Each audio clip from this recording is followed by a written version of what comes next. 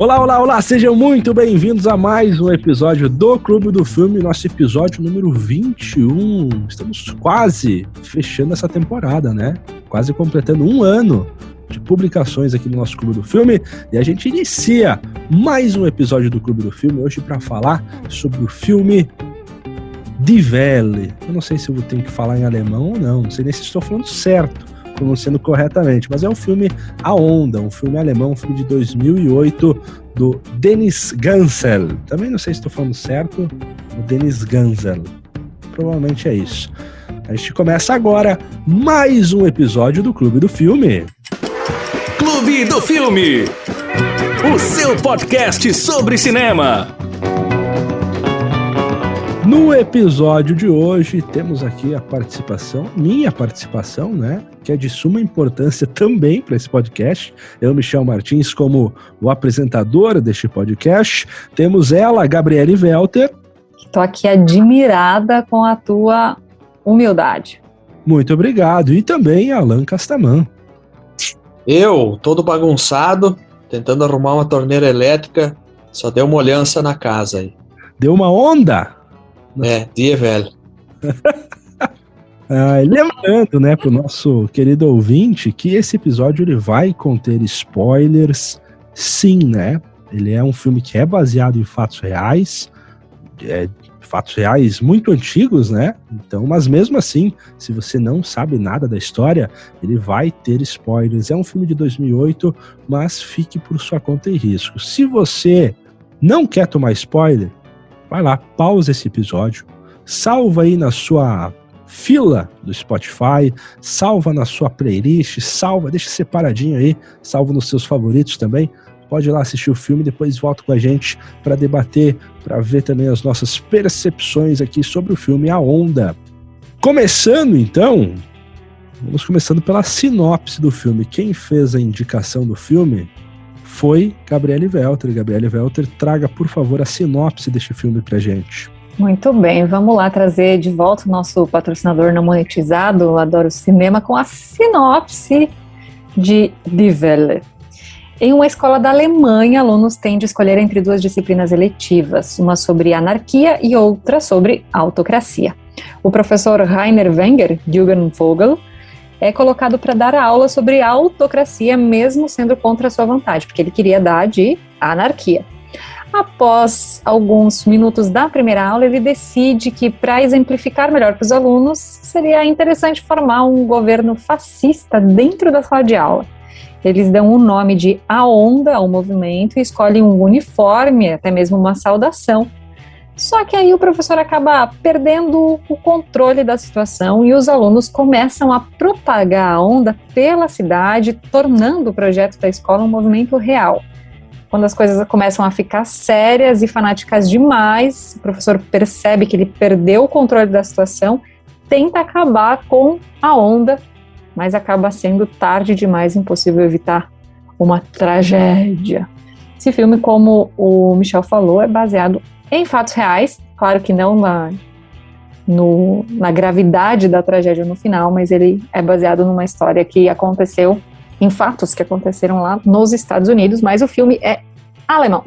Então, acho que é importante a gente começar falando sobre um dos idealizadores, né, deste filme, que é o diretor, né, ele fez a direção, ele dirigiu o filme, na verdade, e ele fez parte também dos roteiros, que é o Dennis Gansel. Como que é, Gabi? Pronuncie, por favor. Me ajude, me auxilie, Gabriele Welter. Claro, 2 anos de aula de alemão tem que fazer algum efeito, né? Mas a gente nunca sabe. Então vamos dizer que é Dennis Gansel. Direção e roteiros de Dennis Gansel. Dennis Gansel, ele trouxe, então, um roteiro baseado em uma história real. É um roteiro também, essa história real, ela é lá de 1967, né? Quem foi o professor responsável por essa experiência social, experimento social, foi o Ron Jones, lá nos Estados Unidos, e também, depois isso daí acabou teve outras adaptações, né? Não foi, o filme A Onda não foi a primeira adaptação, então o Dennis Gansel teve muito material para poder também comparar, estudar e para poder trabalhar o roteiro dele em cima. teve peça de teatro, teve livro, né? Um livro acho que é de 1980 e algo. Não tenho... 1981. 81. Né? Teve programa de TV também. Então, documentários, enfim, teve bastante coisa a partir desse experimento social, que é algo muito interessante, né? E o roteiro, ele trabalha muito bem. É um filme alemão, né? E toda essa história, ela parte do pressuposto que... sobre o nazismo, né? Sobre uma grande ditadura, uma grande guerra contra os alemães. Então é interessante como, sendo um filme alemão, ele consegue se encaixar muito bem na história e trabalhar também questões sobre o nacionalismo e sobre os próprios alunos questionando, né? Sobre... a gente teve que aprender, né? Enfim, é interessante como que foi trabalhado. O que vocês acharam na questão do roteiro? Teve suas mudanças também da história real? Enfim, eu acabei abrindo muitas vertentes aqui para se comentar, né? Mas sintam-se à vontade. Tudo bem, a gente vai fechando elas, abrindo outras, né? O que a gente percebe já no início do filme é aquele... meio que um cansaço, uma desmotivação, assim, dos alunos. Né, surgem uns questionamentos, assim, a gente não tem nada para lutar contra agora. Tem uma parte lá que diz, o que é a pesquisa mais comum no Google é a Paris Hilton, sabe? A falta de um sentido, pelo que lutar, né? Nessa juventude desmotivada e ao mesmo tempo já cansada de ouvir as mesmas histórias e achando que jamais se repetiria o nazismo na Alemanha. E aí vem esse professor frustrado, porque ele queria dar aula de anarquia, que claramente é muito mais a ver com o perfil dele, tanto é que o filme começa aí com música do Ramones, com um professor todo descolado e tal, mas ele não conseguiu dar a aula que ele queria, mas ele resolve fazer uma coisa mais criativa para envolver os alunos e fazer eles entenderem, na prática, o quanto a gente sempre está muito próximo a uma autocracia, né, a um regime ditatorial. Então, ele parte desse pressuposto e depois é tão perto, né, o poder acaba seduzindo tanto que em alguns momentos você percebe que o próprio professor acaba se perdendo no projeto dele, né, no objetivo inicial do projeto, porque ele vai acabando, né, acaba seduzido pelo popularismo que ele ganha com os alunos, né. Então, esse é o start do filme, é esse, aqueles jovens meio sem sentidos, cansados, sem tanto interesse assim para política e para essas questões. E esse é o pontapé inicial, na minha visão. Então, contribuindo um pouco com a Gabi, né, sempre a gente ouve falar dos alemães que eles se sentem pouco à vontade, eles não gostam de falar dessa época em que o nazismo imperou aí sobre a Alemanha, né? E sobre os outros países também. E hoje tem geração aí que tem certa dificuldade de falar, mas tem outros que têm uma certa naturalidade, e aí a gente também consegue perceber isso no filme. E o filme começa justamente com essa questão que a Gabi falou, de um professor descolado, ouvindo Ramones, a camisa do Ramones ele também está vestindo, ele tem um estilo de vida bem assim, normal, nada de exuberante, ele mora numa casa na beira do lago, e aí ele se vê ele também é professor de polo, né, polo aquático, e ele se vê diante de um desafio imposto pela direção da escola de ensinar sobre autocracia a esses alunos adolescentes, sendo que ele argumenta ter morado em Berlim, ter vivido esse movimento punk, que é anarquista, né? Mas o anarquismo como uma forma de contestação ao status quo e não como a gente conhece hoje, que é aquela quebradeira, né? Só quebradeira. Mas ele mesmo assim topa, e aí ele faz suas pesquisas, começa a estudar um pouco e tenta aplicar uma metodologia de ensino diferente. E essa metodologia nada mais é do que criar dentro do ambiente de sala de aula o movimento autocrata, né? Uma gestão, vamos dizer assim, da nação autocrata.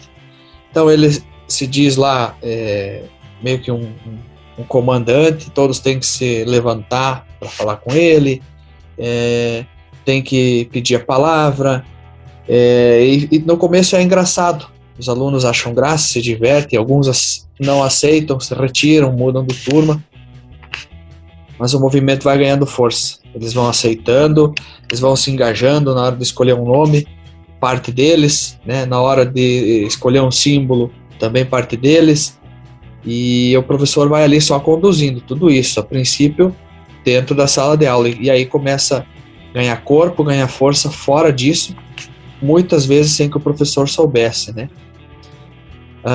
Então, para mim, resumidamente, o início do filme ele é uma tentativa uma tentativa de ver se um sistema autocrático voltaria a dar certo na Alemanha. E lá no fim ele traz essa mesma pergunta à tona, né? Dizendo que sim, que eles puderam ver que isso é possível por causa de uma consequência de fatos que aconteceu, e a gente vai chegar lá. E é interessante, o roteiro ele dá um viés mais grave em diversos problemas. No caso real de 1967, teve todo esse esquema aí da postura, do uniforme, da saudação, do respeito da ditadura, né, que se instaurou dentro da sala, com essa crescente aí de muitas pessoas aderindo ao movimento, até pessoas, principalmente também pessoas que não estavam na turma, né? Além da turma crescer, diversos alunos de fora também vão ingressando neste movimento. Mas o filme ele traz problematizações maiores, como eles vão começar a pichar diversos locais, eles vão começar a guerrear, né, basicamente, e ameaçar grupos de anarquistas, porque eles começam a se ver como rivais, né, na rua, fora do ambiente escolar, na escola também, mas fora principalmente também. E isso daí, não, pelo menos nas minhas pesquisas, não se tem registro desse tipo de atitude, né? Até o final, ele de uma forma bem mais trágica no filme. Não senti que isso daí tenha sido exagerado no filme. No filme achei que se encaixou bem também com a construção do personagem. Daqui a pouco a gente chega, acho um pouquinho mais na questão aí do personagem, é o Tim, né? Se eu não estou enganado, é o Tim, né? Que é um personagem que é mais... Isso, esse é o nome. Teve na vida real também o caso de um aluno um pouco mais problemático, mas não chegou às consequências que foi no filme. Mas é interessante porque é um filme, né? A gente tem que também se dar ao luxo de ter aí uma licença poética, de poder, né, já que é um filme, dar uma exagerada, não que não possa ter acontecido, né? É tudo muito crível, é tudo muito plausível, é tudo muito palpável que possa acontecer sim. Ainda bem que na vida real não chegou a acontecer isso, né? Mas é legal que o roteiro ele trabalha bem com isso e eu fiquei satisfeito com o trabalho aí da condução da história e de como foi contado. Acabei me surpreendendo até, né? A gente acaba esquecendo às vezes que é um filme que é baseado em fatos reais, daí quando começa, eu falei, nossa, que ideia boa do professor, né? Você instaurar uma ditadura dentro da sala de aula, uma autocracia para poder botar na prática mesmo, mostrar para os alunos, é assim que funciona. Mas claro, né, a gente acaba ficando, a gente até se pensa, se eu fosse professor é uma ideia legal, né? Mas quando chega aí no final, a gente pensa, talvez não. E esse filme, se a gente for ver, desde o livro que foi publicado lá, né, nos Estados Unidos, até o filme, tem uma certa função didática. Ele utiliza a didática em sala de aula e o filme é um elemento didático para nós entendermos um pouco mais sobre essa questão do fascismo, né, da autocracia, porque hoje é muito fácil vomitar palavras, né, de fascista, é comunista, é socialista, é capitalista. E se tu for ver, as pessoas têm uma visão muito equivocada do que são cada uma dessas coisas, cada um desses conceitos. Eu até anotei algumas coisas bem interessantes aqui, que podem servir tanto para um regime quanto para outro, né? Por exemplo, ele fala logo no início do filme ali, para que os alunos entendam que é uma autocracia, né? Diz que é um regime que tem o poder centralizado, tem lá uma única pessoa coordenando, né? Um grupo pode ser pequeno ou depois ele se torna maior, tem uma figura central, né, de referência. Essa figura é muito pautada pela disciplina, né, impondo ideologias, tem muito controle, muita supervisão, eu diria até tem punição, né, contentamento, descontentamento, e aí ele vai argumentando em dias diferentes de aula, né, até chegar ao ponto de citar características, pedir que os alunos citem características que demonstram que aquela estrutura social favorece a uma ditadura. Então, por exemplo, um alto índice de desemprego, né, é um elemento que pode favorecer a instauração aí de uma ditadura. A injustiça social, né, a inflação, né, que no caso é o poder de compra que vai sendo perdido, indiferença política, né, as pessoas não estão nem aí mais para a política, não querem mais contestar, só vão se adaptando, né, e o nacionalismo extremo. Então a gente vê isso em diversos países já há muitos anos e nem por isso eles se tornaram ditaduras. E, claro, são elementos também que estão presentes em regimes bem, vamos dizer assim, democráticos. Se a gente for ver, alguns países, eles têm todas essas características aí, né? E outros também não têm todas elas e são ditaduras. Então, onde é que vai essa linha? Onde é que ela fica? Por exemplo, tu pega um país que por exemplo, ditatorial, por exemplo, a Coreia do Norte. A gente tem pouca informação daquilo lá, né, daquele país. Como é que está o desemprego? Será que ele ainda é alto? Né? A injustiça social, deve ter. Inflação, será que tem? Diferença, né, ficar indiferente à política. Nacionalismo, eles são nacionalistas. Pega esses mesmos elementos, traz aqui para o Brasil. Tem muita gente aqui no Brasil que não dá bola para política, tem injustiça social, tem desemprego, leva isso para os Estados Unidos da mesma forma, né? Então são características que, de certa forma, estão em diferentes nações, mas o que determina mesmo uma ditadura, um regime fascista ou autocrata, é a figura central do poder, eu acho. Eu acho que muito vai sobre esse controle de informação, por exemplo, é uma característica muito clara, assim, de um regime autocrático, ditatorial, né? Por exemplo, da Coreia, de você não ter informação, né? Deles venderem uma coisa perfeita e quem consegue entrar lá e olhar, não só o que o governo quer mostrar, porque até isso, né? Até o turismo lá é controlado. Tem um livro que eu sei que o Alan comprou, não sei se ele já terminou de ler, do Marcos de la Cumbre, que fez uma reportagem lá, uma linguagem de literatura, né, mas bem interessante, trazendo alguns fatos e memórias. Ele fala muito sobre isso nos perfis dele em rede social também. Então, a gente fica mais ciente, até assustado sobre isso. Mas tem, por exemplo, a China, que você vai ver que é um regime que está há muitos anos, é uma autocracia, mas que economicamente é aberta para o mundo. Então, existe um controle em várias áreas, não em todas. Eu acho que nesses pontos que o Alan falou, a gente encontra as características isoladas, sim, em vários países, e nem por isso eles são autocráticos ou têm uma ditadura, mas o nível em que isso se eleva, ou o quanto isso pode ser possível se não for cuidado, eu não sei mensurar o quanto, mas a gente começa a olhar, né, esse lugar,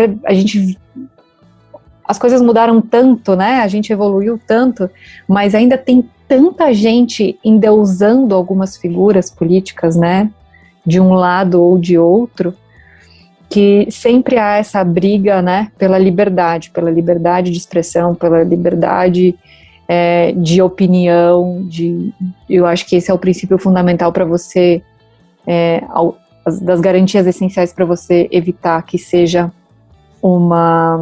que se chegue ao ponto de um regime autocrático, porque é muito sutil, assim, no começo, né, você não percebe chegando, e claro que, embora o filme vai narrando cronologicamente, né, ele até aponta, ele tem essas divisões, segunda, terça, quarta, quinta, sexta, enfim,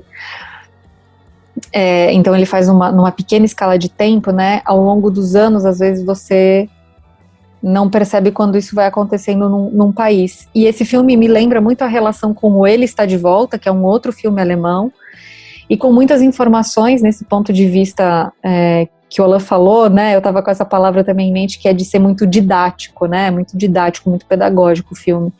Tem aquela série do Netflix, que eu acho que eu já citei em algum momento por aqui também, do Como Se Tornar um Tirano, que também mostra muito, assim, como fórmula de bolo, como é muito claro que existe uma possibilidade, né.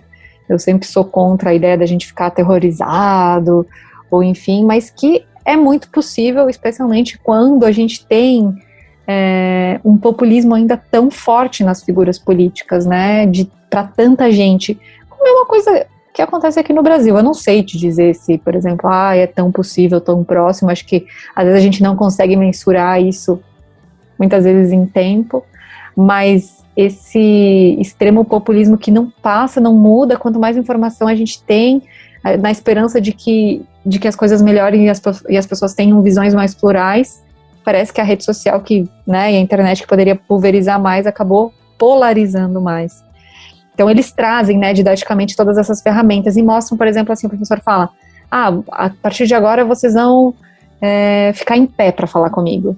Aí, inicialmente, eles acham um absurdo, mas ele encontra um argumento para convencer. Não, porque a circulação sanguínea é melhor, a respiração é melhor, você consegue responder melhor. E eles acreditam nisso e realmente levantam e fazem isso. O episódio que eles começam a marchar. Não, porque ele sempre tem um argumento, por mais ridícula que pareça a ideia, ele tem um argumento positivo. E é assim que vai se convencendo as pessoas, né?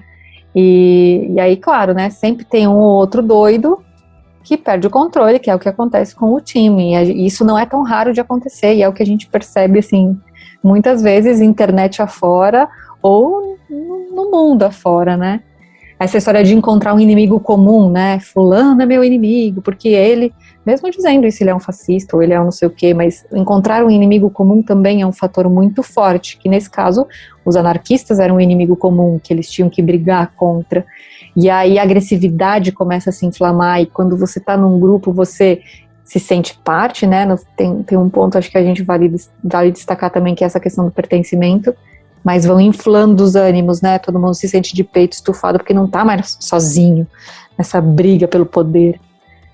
Então, o Gemeinschaft, né, esse pertencimento que mexe com o lugar de ego. Então, tem muitas camadas, mas o filme vai explicando isso de forma muito didática.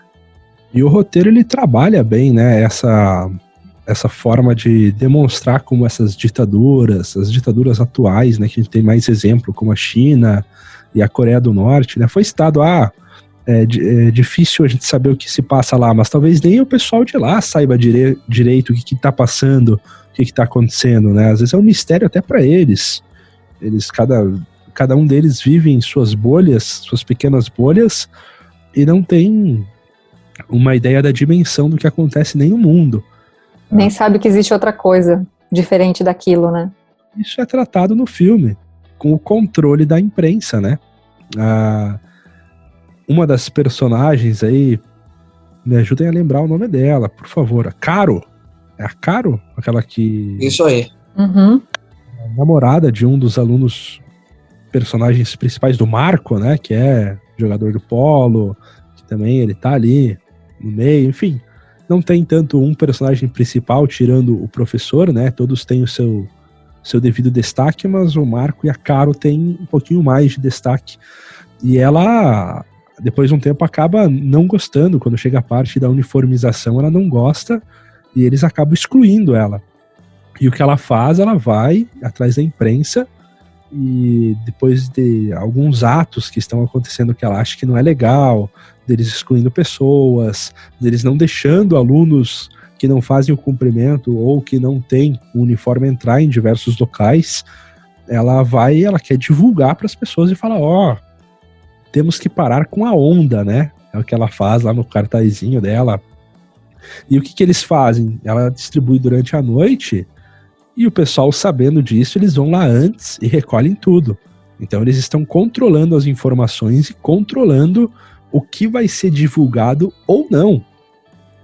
E durante o jogo de polo lá, um jogo importante aí da equipe, ela e a Mona, que é um outro personagem que acabou saindo da turma por não concordar com algumas coisas, vão lá durante o jogo e espalham esses panfletos e acaba gerando até briga, né, entre o pessoal da onda e os outros populares que estão lá. Então isso é uma forma que acontece, né? A Coreia do Norte, a gente sabe que tem um controle muito forte da mídia. A China também tem um controle da mídia, né? A gente vê que eles têm o próprio sistema de buscas, as próprias redes sociais, eles têm o próprio, entre aspas, canal do YouTube, né? Que não é YouTube, é um outro sistema. Então eles têm esse controle aí quase que absoluto sobre qualquer informação que é divulgada, porque assim você consegue deixar o seu poder centrado de uma forma mais fácil, né? E isso é utilizado pelo roteiro de uma forma, eu acho que talvez seja uma das coisas mais interessantes que eu vi que o roteiro fez para exemplificar dentro do filme, né? Coisas que acontecem de verdade em ditaduras. Exatamente. O controle da informação, ele vamos dizer, crucial, né? Você toma suas decisões, cria seus argumentos e a partir dali você comunica, né? Tanto é que durante a faculdade de publicidade a gente teve momentos que a gente foi estudar a publicidade que Hitler fazia, né? Os filmezinhos dele mostrando os campos de trabalho.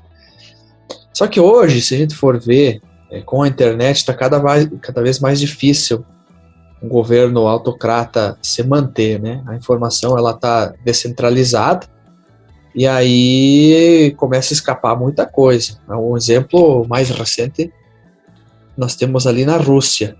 Então, por mais que o Vladimir Putin quisesse controlar as informações, andava confiscando o celular da galera, não tem, né? Tu pega um VPN, tu conecta como se estivesse em outro país e ali tu faz o que tu quiser, né? Tu muda o teu perfil, tu escolhe outras fotos, daí começa um jogo de inteligência, né, dos hackers aí, tentar um descobrir o outro, né, que tá e tal, coisa que também existia lá naquela época, né? Mas aqui já tô meio que fugindo um pouco do assunto, mas de fato voltando à informação, o poder, né, centralizar a comunicação, a informação é importante. E um detalhe, eu até anotei aqui 3 características que eles falam lá, né, que definem uma autocracia, é o poder pela disciplina, o poder pela comunidade, que é esse senso de pertencimento àquela comunidade, àquele grupo, e tudo que não faz parte daquele grupo é rechaçado, né, e o poder pela ação, ou seja, eles são sempre estimulados a fazer algo pela comunidade e com muita disciplina. Interessante isso aí. E é isso, uma das causas aí que faz o personagem do Tim, né, interpretado aí pelo Frederick Lau, se perder, né? Ele não tinha, aparentemente, aí nada do por que lutar, né, em casa. A família, dava pra ver que ela era bem grossa com ele, bem fria, bem ausente, né? Aparece uma cena só. Indiferente, né? Parece uma cena apenas no filme dele conversando com a família, mas essa cena, ela já basta pra gente entender o relacionamento, que ele tá todo empolgado, contando da escola, né, como que foi. O professor, né, o senhor Venga, ensinou que a gente tem que ser conciso em nossas respostas, tem que ser direto, tem que babá. E daí o pai dele só olha pra ele e fala, mas por que você não faz isso em casa também, então? E daí fica aquele silêncio e já vai para outra coisa. É uma cena curta, mas ela é muito importante para a construção deste personagem, que ele acaba levando como objetivo de vida, né, fazer com que a onda seja próspera, né? Ele é o personagem que ele tem uma arma, ele é o personagem que ele é mais agressivo, ele já traficava antes, né? Já tinha um envolvimento com drogas, mas não como um malandrão das drogas, é um cara um pouco fora dos padrões, né, que a gente não espera tanto que ele seja... É ingênuo, né, dependendo do olhar que você coloca sobre ele.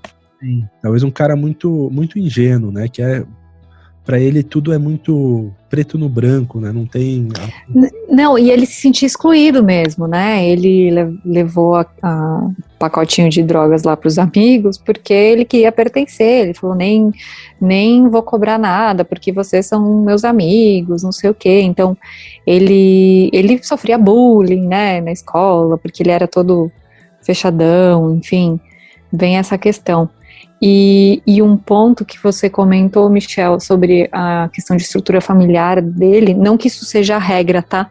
Mas o filme, ele traz o contexto familiar de pelo menos 3 alunos, né? Tanto do Tim, quanto do Marco, o loirinho lá. Que, enfim, a mãe aparece lá com um colega de escola dele, dá a entender que ela se prostitui, alguma coisa assim. E com a Caro, que tem uma família toda sem limites, assim, tipo, quase mais voltado para a anarquia, assim, de muita liberdade, enfim. E o quanto cada um desses contextos, né, mexe com a estrutura psicológica desses alunos e faz com que eles tenham reações diferentes. A própria Caro, ela, no início, ela acha legal porque tudo que ela queria era um pouco de limite, que na família dela não tinha. Ela viu o irmão mais novo dela, assim, fazendo o que queria, então ela achava que faltava, que precisava de limite. Então ela começa a gostar daquele projeto, até tenta vestir uma camisa branca, mas em algum momento ela fala, não, isso aqui não é pra mim. E quando ela é excluída porque ela não seguiu um padrão, aí ela começa a negar o movimento, então ela desperta muito rápido. Mas o filme tem esse cuidado de mostrar o contexto familiar de alguns alunos e do porquê que eles reagem de certa forma. De novo, repito, não é regra, né? Existe uma personalidade de cada um independente dos fatores familiares, não vou dizer que tudo é culpa da família, mas tem uma influência. Sim, mas no filme ele vai, né? Ele mostra, né? Como ela tinha uma família muito livre, ela gostou quando ele chegou a algo mais rígido, né? Algo que ia impor algumas regras, e a família dela até questiona, ela fala, a gente não te criou pra ser assim, né? E ela dá uma reclamada lá, mas depois ela acaba nem gostando muita regra, ela acaba não gostando, né? E voltando pro personagem do Tim, ele, que se sentia excluído, ele levou, né, drogas aí só pra se enturmar. Ele acha esse propósito de vida para ele e ele foca completamente nisso. Ele começa a ficar obcecado, é ele que vai no lugar mais alto para fazer a pichação, é ele que ameaça o grupo dos anarquistas com uma arma, e é ele o cara que vai na casa do Rainer, né, Rainer Wenger, para trabalhar de guarda-costa para ele. Ele fala que ele precisava de proteção, o que não faz sentido nenhum, né? Já que era apenas um professor, né? Que ele era um experimento, só que ele levou tão a sério isso que é preocupante. E no final, claro, né? Dando spoiler agora, já foram todos avisados, mas no final, quando o Rainer fala que era apenas um experimento social, que você não deve seguir o pensamento de outra pessoa tão cegamente, né? Que você pode acabar cometendo besteiras, o personagem do Tim acaba dando um tiro em um outro personagem e depois ele tira a própria vida, né? Então que ele fala, isso era tudo que eu tinha, era a única coisa que eu tinha. Então, e se você parar para analisar, é preocupante, porque, ok, é um filme, na vida real aconteceu isso, tinha um aluno que entrou na sala dos professores para ser guarda-costa do professor também, que começou a construir bombas para poder se proteger e atacar os inimigos. Daí foi aí que o experimento foi encerrado, né? Não aconteceu nenhum desastre, mas se você parar para analisar uma turma de 40 a 50 pessoas, se tem uma pessoa que possa ser suscetível a isso, você eleva isso a milhões de pessoas, é preocupante o movimento perigoso que possa causar alguma ditadura ou algum movimento autocrático como esse, né? É claro que a gente não pode levar matematicamente isso ao pé da letra, mas estatisticamente pode ser algo muito grande, né? Muito elevado o número. E não só para a questão de ditadura, né? Mas se a gente for pensar nesses psicopatas que surgem vez por outra, que querem chamar atenção, tem um ponto de que o Tim ele começa a ser reconhecido, né? Pelas atitudes corajosas e pelo quanto ele se dedica. O professor elogia ele, os amigos, né? Os colegas elogiam ele. Então ele começa a se sentir valorizado. E aí a gente tem questões que aparecem todos os dias, assim, todos os dias não, né, mas com uma certa frequência de massacres em escola, tiroteio de caras que buscam, né, tem doido que chega a gravar porque eles querem ser reconhecidos em uma determinada comunidade. E aí, quando a gente fala, por exemplo, de psicopatia, né, desses desequilíbrios emocionais severos, assim, você também vê que é uma conjunção de fatores, né? São vários fatores, não é só porque ele nasceu com predisposição a isso, são vários fatores alinhados, né? Predisposição genética, o contexto familiar, o contexto social, o que ele vai vivenciar ao longo da vida. Então não é um fator isolado que define se o cara ou vai ser ou vai ter alguma consequência. E nesse caso entra a responsabilidade do professor, né, que teve uma ideia super legal do ponto de vista, como você falou, criativo, para tornar uma aula que realmente os alunos entenderiam na prática como funciona uma autocracia, mas a responsabilidade de você mapear se existe alguém em que isso pode chegar num nível ridiculamente perigoso, assim, né, porque o cara vai encarnar isso em questão de 2 semanas, vira o que vira, né, porque a gente pensa é filme sim, baseado em fatos reais, não com essa gravidade, mas é perfeitamente possível. Então, é uma outra observação que eu faria em relação ao filme.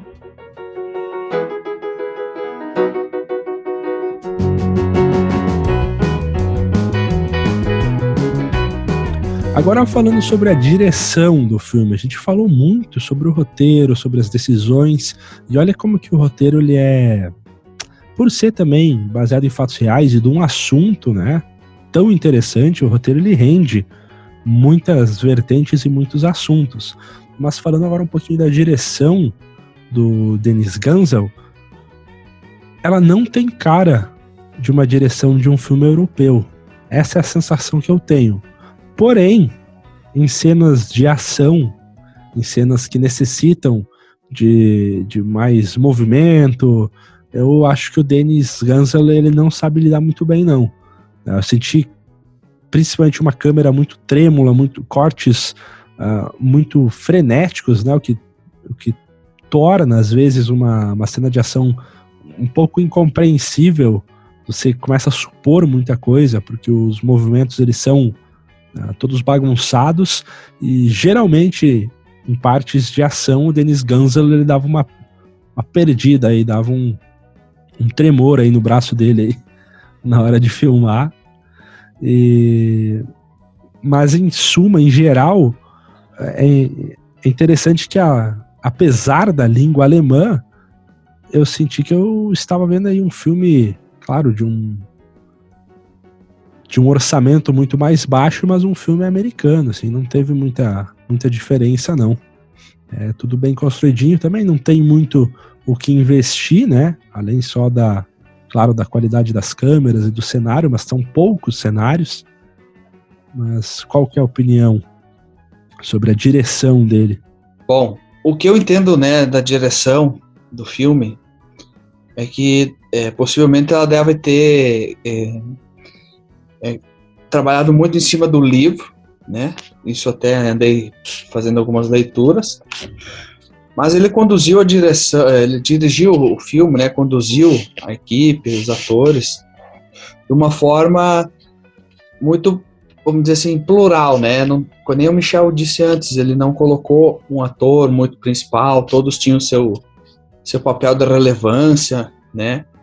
Ele soube dar os diálogos certos para cada pessoa, soube colocar o cenário onde acontecer cada situação. Um exemplo que eu digo é do momento das pichações, né?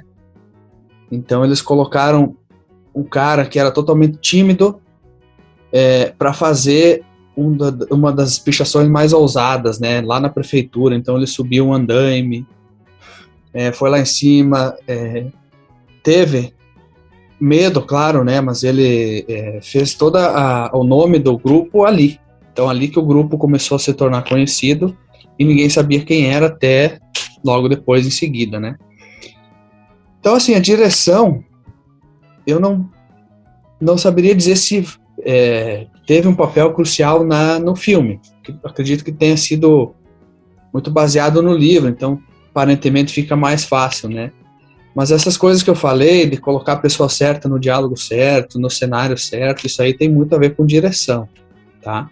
Eu não conheço muitos trabalhos desse diretor, na verdade, só conheço esse, não fui buscar outros, mas o Michel, que é um cara dedicado à direção dos filmes, com certeza vai ter muito a contribuir. Tenho, já vou fazer minha contribuição agora, antes então da opinião da Gabriele Welter sobre a direção. Ele é um cara que não tem nenhum filme de grande expressão internacional, né? Ele tem mais filmes nacionais, mas uma curiosidade interessante é que o ator que ele mais trabalhou junto, né, por mais vezes, foi o Max Himmert, que é o aluno aí, o Marco. Ele trabalhou aí em filmes como Napola, The Fourth State e o Die Welle, né? Possivelmente tem algum outro filme aí no meio, mas esses aí que eu acabei vendo que os dois estão linkados. E o ator principal aí, quem faz o Rainer, ele também trabalhou aí junto no Das Phantom, aí também junto com o diretor. Então ele já tinha, com os personagens principais, posso dizer assim, né, já tinha trabalhado em filmes anteriores, então tinha uma proximidade e uma certa confiança no trabalho deles, né, por isso que deu os seus devidos papéis. Aí eu colocaria talvez os dois, né, como os maiores protagonistas do filme, apesar de ser bem equilibrado, o professor e o Marco, né, já haviam trabalhado junto aí com o diretor em filmes passados. E Michel, algum dos atores chegou a desempenhar algum papel num cinema fora da Alemanha? Chegou a pesquisar? Sim, o ator que faz o Marco, ele é o ator que fez, acho que, os maiores papéis aí fora da Alemanha. Posso estar perdendo alguém no caminho? Com certeza, né? Mas o ator do Marco, ele tem uma certa proximidade também com as irmãs Wachowski, né? As diretoras aí que fizeram Matrix. Então ele trabalhou em Sense8, que é uma série da Netflix com 2 temporadas, eu acho que é delas. Então ele fez um dos personagens lá, e ele está também no último Matrix. Ele, no Matrix 4, né? Nem sei se ele tem essa numeração no seu título, mas no último filme do Matrix ele tem um papel lá também. Bom, só adicionando, né, na verdade relacionando, porque o que eu tinha, não tenho grandes comentários sobre a direção do filme, além do que vocês já falaram, né, mas linkando a fala do Michel com a fala do Alan, né, o Michel comentou sobre a direção que é muito parecida de um filme americano, não tem essa característica do cinema alemão. Eu acho que está justamente relacionado com isso que o Alan citou, que é a questão do roteiro ser baseado num livro, numa história real que se passou nos Estados Unidos. Então, não tem, assim, grandes destaques na direção. Não é uma direção ruim, mas também não é uma direção, assim, que vai fazer toda a diferença no filme. Acho que o roteiro, o enredo todo faz muito mais diferença do que a própria direção. E na questão do elenco do filme, a gente já falou um pouquinho deles também.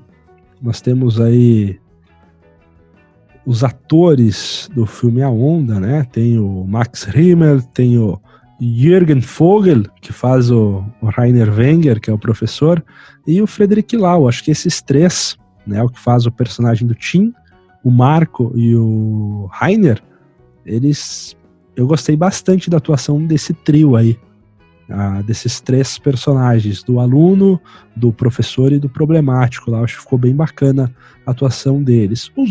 Os demais, eles entram naquela linha lá do pagou, né, o salário deles, né, com o trabalho, né, fizeram o que tinha para fazer, mas nenhum grande destaque.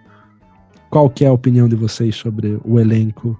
Talvez algum destaque positivo, negativo, que seja diferente? Ou...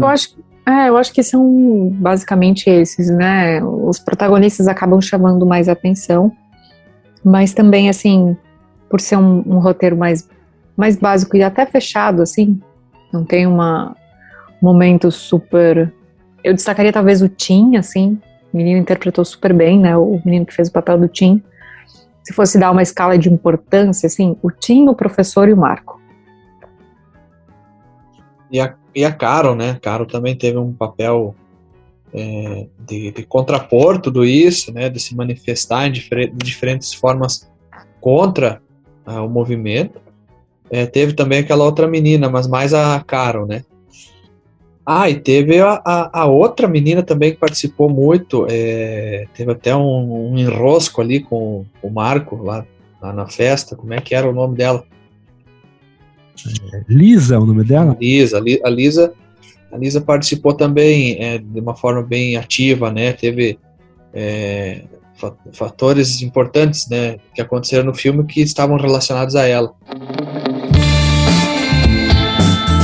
Falando sobre as trilhas do filme, Gabriele Welter já nos indicou aí que começou com a música dos Ramones. Que música seria? Tem algum sentido específico para ter começado com a tal música ou não? Porque é Rock and Roll High School. E você tá numa turma de ensino médio, né? Lá que o filme se passa. Então é uma trilha sonora recheada de vários rocks aí dos anos 2000 e 2000 pra frente, especialmente, assim. É uma trilha sonora que eu gostei, assim, me lembra realmente tempo de adolescência. Acaba coincidindo com o filme. O Michel não tinha nascido ainda nessa época, claro, mas pra gente, né, ela que somos mais velha guarda, é uma trilha gostosa de ouvir. E pelo que eu pesquisei, a música foi escrita, né, pelos irmãos lá, não sei se eram irmãos dos Ramones ali, mas no filme ela é interpretada por uma banda chamada ELKE, né? E fora essas trilhas, né, essas músicas que aparecem aí no início do filme, na festa dos adolescentes, em acho que o momento que eles estão pichando também, não tem outras trilhas sonoras, assim, de trilha mesmo que vai se destacar no filme, pelo menos pra mim. Essa do início do filme é a que mais chama atenção, né? Talvez a mais conhecida, mas eu fui dar uma pesquisada aqui sobre as trilhas, tá? Vamos dar uma olhada aqui, ó, bem rapidinho, então. Essa aí do Rock and Roll High School, né? Interpretado pela banda Elk, mas é dos Ramones a música. Teve outra, então, chamada Rock and Roll Queen, de uma banda chamada The Subways. Essa The Subways é uma banda britânica de indie rock, formada em 2003, tá? Tic Tic Boom, The Hives, essa banda eu acho até que eu tenho aí numas músicas, também não sei se tem essa música em cima, essa banda já não é estranha pra mim. Outra música de destaque aí é Fight the Start, Fight the Start, uma banda chamada Killians. Deixa eu ver a respeito dessa banda, é da Alemanha, formada em 2005. E outro destaque da música é What Has Made You Change So Much, uma banda chamada Jan Plewka. Nunca ouvi falar. É um cantor alemão, na verdade, não é uma banda. Interessante, né? Essa do Rock and Roll High School é bem bacana. O ritmo, né? Tem tudo a ver com essa questão anárquica, que é muito falada de forma em segundo plano no filme, né? A rebeldia. Se for ver até o momento que eles saem adesivando, pichando, né? Tem uma postura anárquica. E é ali que também depois eles se encontram com os anarquistas, o grupo que se identificava com esse movimento, né? E dá aquele conflito da arma e tal. É um filme bem didático para mostrar, quem sabe, para a juventude, uma visão um pouco diferente do que a mídia costuma transmitir a respeito de anarquia, fascismo, autocracia, ditadura, né? Então o filme ele não tem um compositor, né? Um compositor de trilhas. Ele utiliza dessas bandas, né? Algumas bandas alemãs, de músicas, né? De versões dessas músicas, e faz aí a sua composição. Tem diversos momentos que essas trilhas elas entram, né, de forma mais agitada. Tem uma cena de festa, tem outra cena aí da parte da pichação também, que tá mais agitado, que entra essa música, a própria cena do começo, e elas fazem um bom papel ali, né? Essas versões dessas músicas de rock, ou um pouco diferente, mas versões de outras bandas, é muito interessante, muito bacana. Lá na festa, na beira do lago, né, toca uma música até eletrônica, assim, talvez seja uma dessas 5 aí que eu acabei de falar, né, mas bem interessante também, um eletrônico mais underground, assim, pouco conhecido, com umas batidas bem diferentes. Ele tem, apesar deste movimento, né, autocrático e ditatorial ser um movimento bem rígido e bem, né, impor diversas regras, ele traz, né, essas músicas, tanto a eletrônica quanto o rock, eles trazem mais essa parte aí da jovialidade, né, dos jovens, né, que apesar de todo o movimento que eles estão fazendo, eles são jovens ainda. Então eles traz, né, porque imagine se fosse todo mais clássico, o filme talvez se tornaria pouco atrativo. Então é interessante a forma que é utilizado, pensando agora, né, sobre a utilização dessas trilhas, é bem bacana a jovialidade que elas agregam no filme.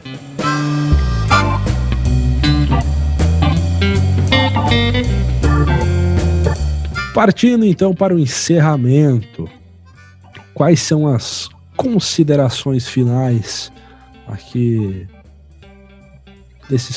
dos participantes aqui do Clube do Filme? Até me enrolei para falar, não respirei direito antes de começar essa frase. O professor Venga vai me castigar, eu acho. Quais são as considerações finais? Alan? Deixa-me pensar. Ele é um filme, se for ver, muito atual. Ele é reflexivo, didático. Ele ensina, né, de uma forma prática. Ele mostra o que a maioria não está disposta a aceitar, mas que é possível que uma minoria aceite e comece a convencer outras pessoas a pensar da mesma forma. Eu acho que é um filme que deveria, sim, estar em cartaz aí em um uma dessas empresas de streaming, né? Amazon Prime, Netflix, né? Na Disney e tal. Porque faz a gente lembrar de um período que praticamente todos os países já viveram, né? De uma forma ou de outra, a ditadura ela era muito comum um tempo atrás. Que bom que hoje ela tem perdido cada vez mais força e as suas armas de defesa, né? As suas armas de manutenção no poder estão se espedaçando, estilhaçando. A principal delas, eu acredito, é a informação descentralizada hoje com a internet, né? O governo ditador praticamente não consegue mais controlar a sua informação. Até mesmo na Coreia do Norte, né, tem, só que claro, o acesso à informação descentralizada é muito perigoso e caro. Michel Martins, tuas percepções. Olha ela! Tá bom, eu falo então. Ué, eu indiquei o filme, eu sou a última a falar. Então tá bom. Eu gostei muito do filme. Como eu disse, me envolvi já desde o princípio já. Desde o começo eu bati de cara aí com a ideia do professor. Falei, caramba, que ideia genial, né? Para ensinar sobre como funciona uma ditadura. Já pensei, se eu fosse professor eu faria a mesma coisa, mas conforme o filme vai passando, ainda mais por se tratar de um filme baseado em fatos reais, o arrependimento bateu junto com o professor, né? Eu acredito que depois de ele ver as consequências, a gente para e pensa, caramba, realmente é algo complicado, mesmo que de uma forma mais lúdica, do jeito que foi, né? Claro que acabaram colocando muitas coisas em prática, mas acabou se descontrolando, porque quando você... ele até fala, né, no seu discurso final ali, antes do desastre, quando ele está encerrando, né? O Marco, que é um personagem... Vou ter que contar um pouquinho da história para contextualizar, né, o meu pensamento. O Marco, ele tá se questionando e falando que a onda não é tão bacana. E eles julgam ele naquele depoimento final como traidor. E o professor, ele fala, então tragam ele aqui em cima. E todo mundo leva ele lá pra cima. E daí ele fala, vamos fazer o que com ele? E todo mundo, Ele fala, vamos fazer o quê? Vamos enforcar ele? Vamos matar ele? Daí fica aquele silêncio. E ele fala, você, né, pro aluno lá, um aluno que era mais reforçado, que trouxe ele pra cima, e fala, o que a gente vai falar? Nós vamos matar ele? Daí o aluno fala, eu não sei, eu só fiz o que você mandou, né? Eu não sei o que a gente deve fazer. E daí ele vem com a frase, ele fala, viu, gente? Como que é perigoso quando alguém está pensando por você, quando você não pensa, você apenas age porque alguém falou. Então esse é um ensinamento que é muito poderoso nesse filme, que é algo que pega mesmo. Você fala, caramba, devo pensar mais, né? Não devemos apenas fazer as coisas. Então é interessante, interessantíssimo do jeito que o filme colocou isso e do jeito que a gente acaba prestando atenção, e ele acaba, né, quebrando aquela euforia do momento, trazendo essa frase que impacta muito no filme, e eu acho que é um bom ensinamento para se deixar, né? Pense, não deixe os outros pensarem por você. E dá a impressão que ele havia combinado alguma coisa com o Marco, né? E também que ele sabia que no final de tudo ele seria preso, então ele pediu um último momento com os alunos dele, obviamente por ter incitado o movimento fascista, né? Mesmo que na escola ganhou proporções e no final ele vai preso. É bem impactante esse final, né? Tem uma morte, um ferido e um preso. E tu, Gabriele Welter? Para mim, uma coisa que chama muita atenção no final, que eu não lembrava, né? Eu já tinha assistido esse filme na época da faculdade. É a expressão do professor, a última cena, assim, do filme, que dá a impressão que ele dá de cara com alguma coisa, assim. Ele fica meio espantado, meio assustado. Isso foi uma coisa que me marcou bastante. Foi interessante reassistir o filme. Eu não lembrava de muita coisa, assim.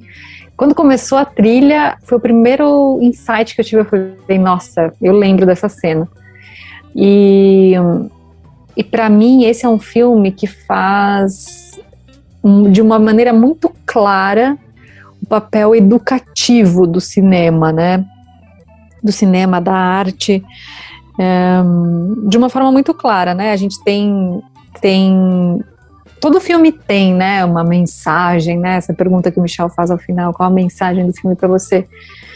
E às vezes um filme, uma ficção, né, por mais que, né, a gente já citou aqui baseado em fatos reais, mas tem toda uma história com E, né, uma invenção, um roteiro, uma liberdade artística, e ele consegue transportar de uma maneira simples, assim, não precisa ser muito uau, tipo, é difícil entender o filme. Não, ele traz muito claro, muito mastigado, muito didático, e acho que é um filme que vale a pena, quem não assistiu, assistir e recomendar para o amiguinho, para a amiguinha, de tempos em tempos, porque faz a gente entender muitos dos conceitos que o próprio Alain trouxe, né, que às vezes as pessoas saem gritando por aí alguns conceitos, das quais eles não sabem realmente o que significam, ou subjugando questões, ou diminuindo questões que podem se tornar, enfim, ou não, uma preocupação para um regime democrático, né? Porque a gente brinca que a democracia